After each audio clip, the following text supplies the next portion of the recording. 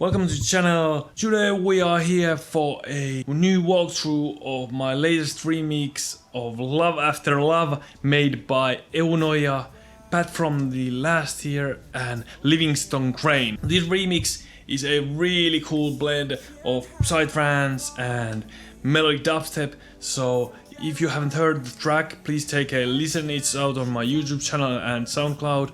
The other really cool thing about this track is that it's a sort of test run for my upcoming viral preset pack, which will be announced on my channel in a week or two. I'm currently doing the final test runs on the pack and organizing some stuff, but we are really close for the announcement, and it will be released along my upcoming EP, which is already finished and everything's ready for the launch. But I'm kinda trying to organize everything between the sample pack and the EP, so sorry for the delay, guys. I've been working my ass off during the last part of last year, so there's going to be a lot of new cool stuff, and we are definitely pumping up the level of this channel and this music project. But without further ado, let's jump into the FL Studio and I will show you guys how I made my remix of Love After Love.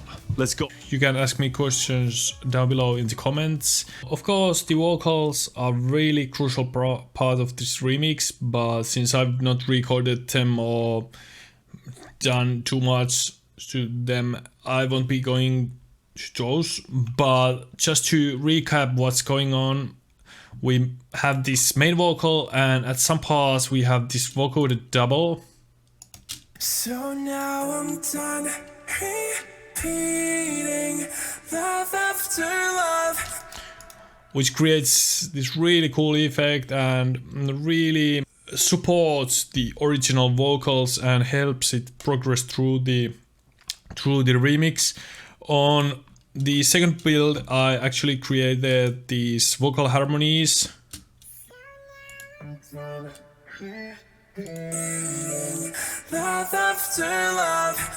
which creates really cool effect and really helps the track to build up towards the end climax. That's about it on the vocals. I really love the style, really love the punk emo vibes on them. Verses, I'll mute the vocals so you can hear the instrumentation.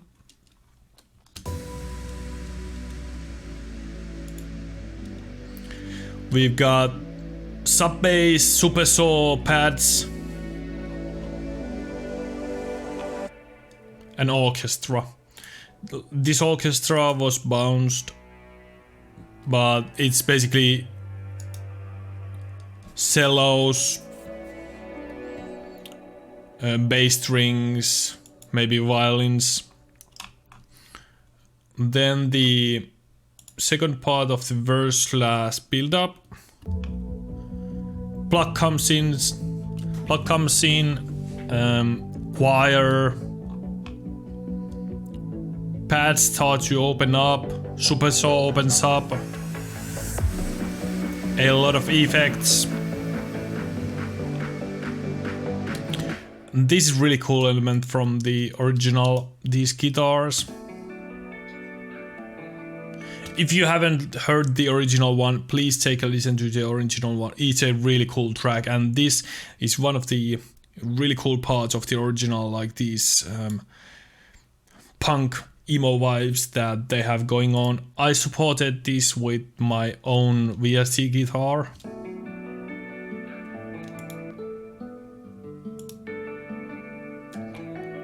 To help it better fit to my team, which is more acoustic or ambient. So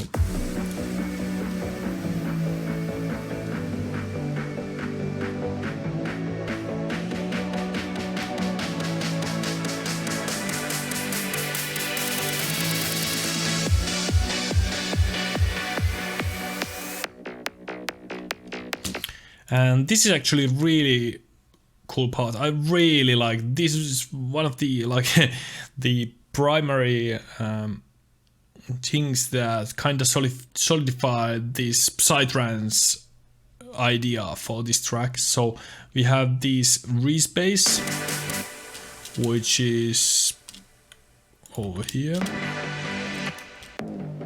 is this one.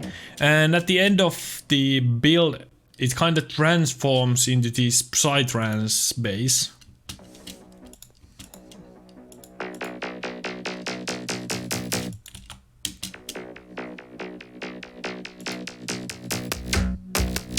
I really like that effect. Let's hear these transitions so you get the idea. Here the psytrance bass comes in. On the first drop we have these vocal shouts and the main bass.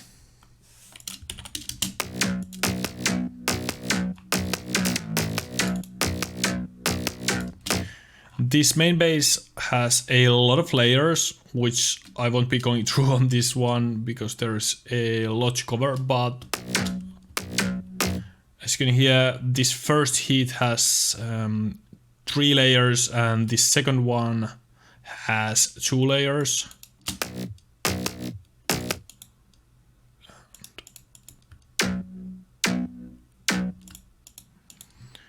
And with the kick, these really have this nice driving groove.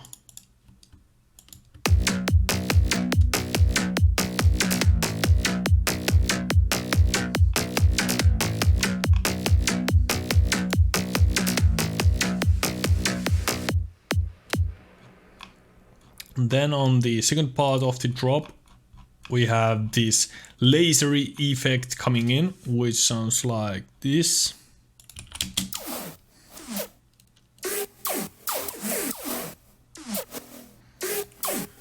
And again, there's a lot of pitch bend, panning, reverb things going on. Without those, it sounds like this.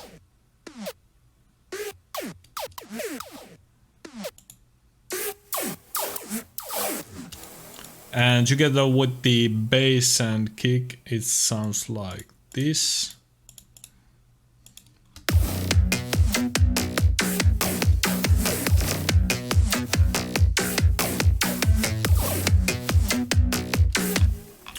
And after that we have the super sauce coming in.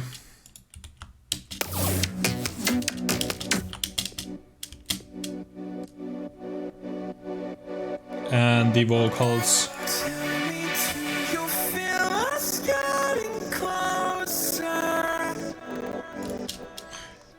And at this point I kind of faded out some of the bass, main bass and some of the synth stuff.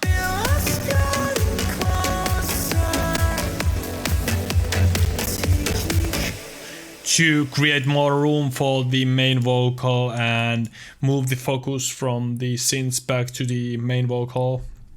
That's about it for the first drop. Second verse, I shifted towards the dubstep melodic bass vibes. Every little feeling you left me with. We have this dubstep drum beat going on. Affection falling every moment steps you said maybe we should. Then we move to this quite long build.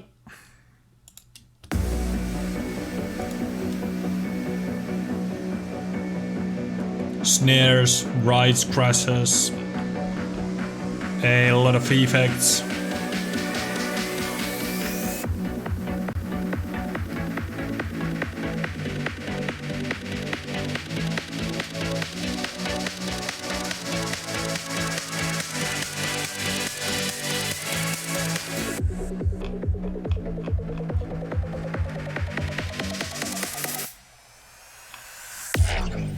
Then there is the main drop. So after this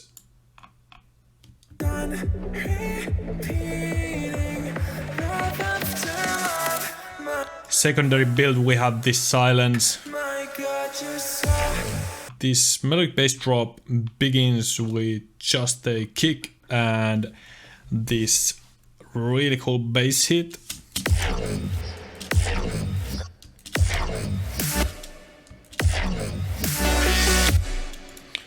It has a lot of effects. As you can see, disperser, vocodecs, OTTs, distortion, serum effects, and we have like a lot of things going on.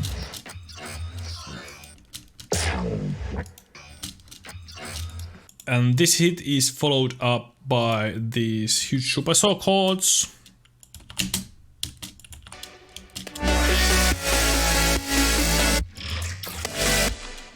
And we have this second glitch. Again, a lot of effects, and this is actually from my own glitch samples, which I might give you guys later once I've finished the glitch pack, but really cool stuff. Creates these interesting breaks for between the supersaw hits and really makes it more memorable.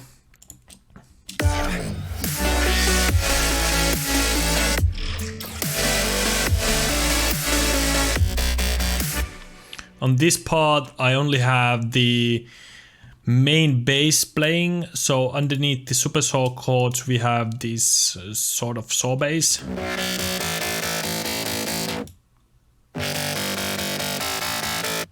And at this fill hit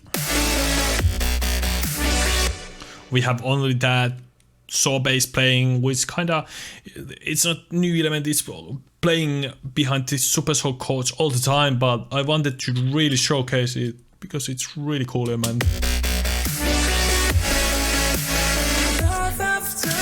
Again, some more glitches on this part, a little bit more toned down. We do not have to go really crazy with all of our effect elements all the time. That way, once those really cool glitch hits are introduced, they are more special. So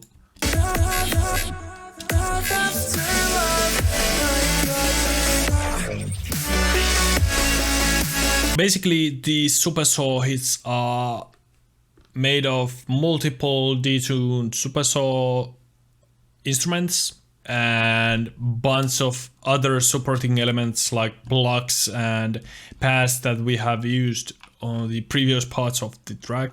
Then I have the sub bass and that supersaw bass, or like wobbly bass, which I just showed you guys. We have guitars and drums. So let's go one by one through these elements. We have this guitar. Then we have the chord block.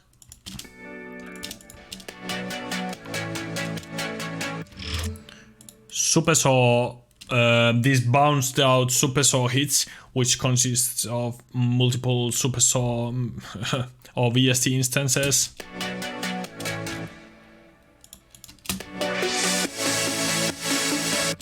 As a lead line, we have this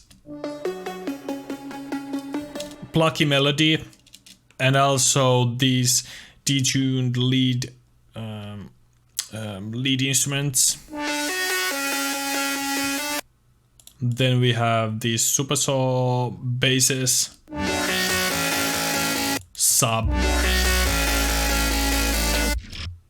and that's about it. Then some effects to support the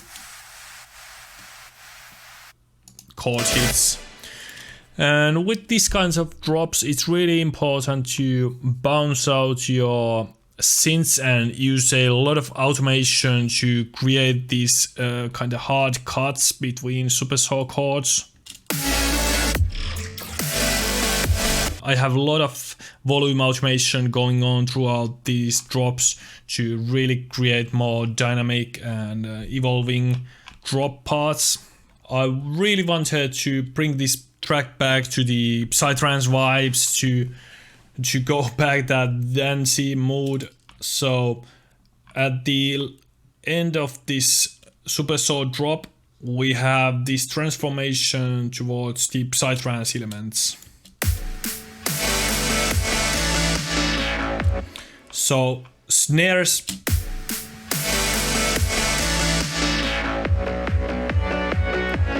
Back to that 4-on-floor kick pattern. Bringing in the psytrance bass.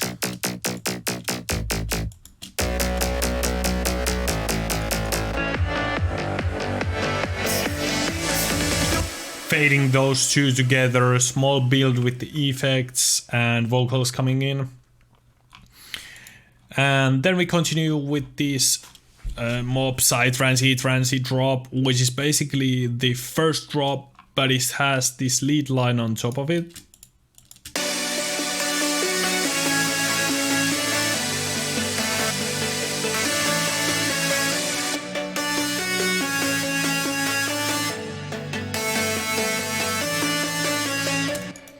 And that way we kind of bring together the first drop and the super saw drop and merge them to this final third drop, which is the climax, the dance part again. That sounds like this without the vocals.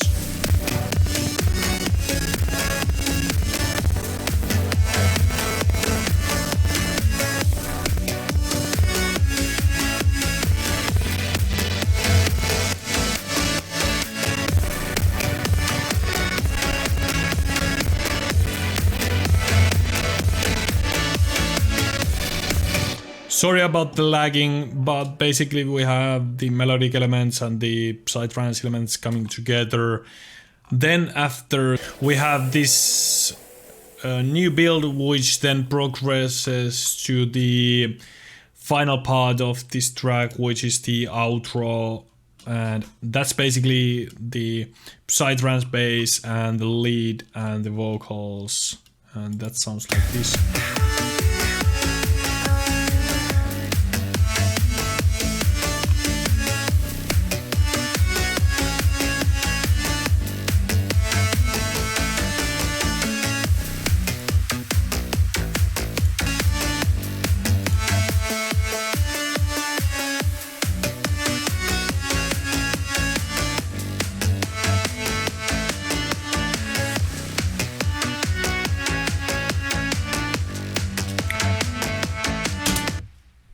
And that's pretty much it for this track. I hope you guys enjoyed this walkthrough. I know we didn't go into mixing and all that, but I'm in the middle of finishing up my next EP where I can create videos for you guys in which I show you guys how to mix and master your tracks and all the like little details. But today we only have time for this, and I hope you guys found this useful. Leave a like and comment on what you would like to see next, and I'll catch you guys on the next episode. My God, you're so